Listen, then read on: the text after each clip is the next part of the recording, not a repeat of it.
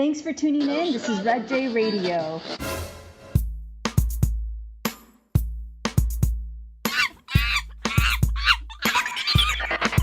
Welcome back to another episode of RebJ Radio. I'm your co-host. I just say things. And I... No, wait. Oh, wait. I was like, wait, I say things too. We both say things, and sometimes we both say too much. That's good enough. So what are we talking about today? Okay. Today we're talking about poking fun of the people you love and where to draw the line, and if there even is a line. Well, what are the benefits of poking fun of someone you love, right? And it's much more than benefits, like where does this learned behavior come from? How do you learn to be this kind of person? And I realized a lot of it is cultural. I come from a Mexican family where it's like, it's important for you to be able to be quick and be agile with your thoughts and your words and have a comeback. Because if not, you're going to be eaten alive with someone else's jokes. And you don't want to be the butt of the joke all the time. And when there's multiple people around, there's going to be challenging that's going to come up. You're either challenged or you're the challenger. If we're not making fun of each other, then we're not having a good time because everybody's going through shit. It is a cultural bonding. It's also a family bonding. Because, for instance, with me, I have older sisters. I'm the youngest. And the next eldest is 7 years and 9 years older than me. They would come home 2 a.m. after their party, and they would wake me up and tell me that breakfast was ready. And I would get up and go to breakfast, and they'd be all getting ready for bed. And there I am looking for breakfast at 2 a.m.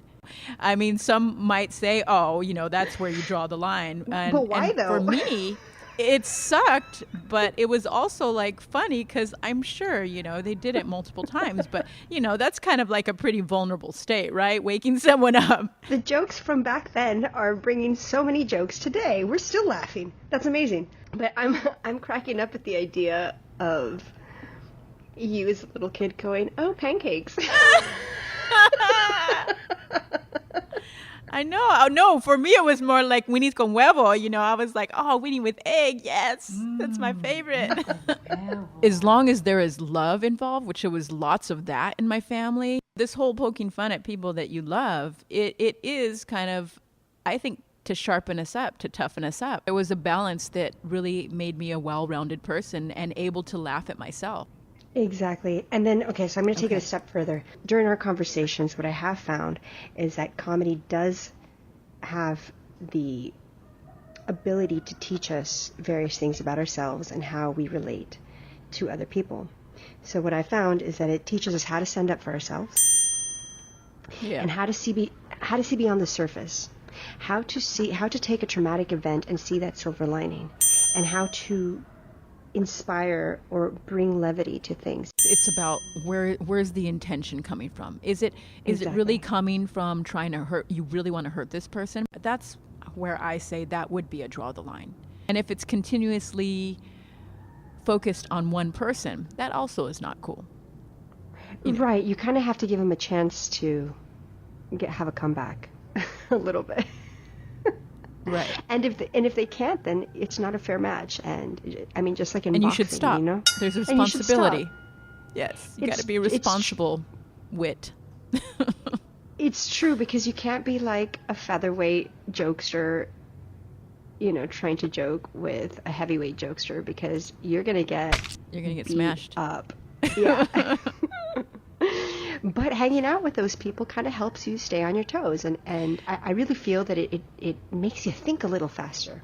And, name calling, yes, it does hurt. There's this whole bullying campaign, of course. We don't want to hurt each other. It's like, I feel like there's so many rules and so many boundaries that people are resorting to actually hurting each other because they don't have a way to actually release. Stereotypes, a lot of times, people will get offended because that is something that is talked about, but it wouldn't be a stereotype if there weren't some truth to it. Not that we should generalize or be upset with somebody about it. It's just everything's got to just lighten up. Yes! Comedy, I believe, also teaches you empathy and to read a room, like to know your audience and to have control over your delivery, because there's a joke that you might be able to say, an off-color joke with someone that you might not be able to say with another friend. And so it really, again, comedy is about knowing your audience. Not everybody finds George Carlin funny. Not everyone finds Russell Brand funny. But there's space for that. You're right. Timing is everything. My last thing that I'd like to say is that if it's funny, it's probably worth saying. Given the appropriate timing, of course.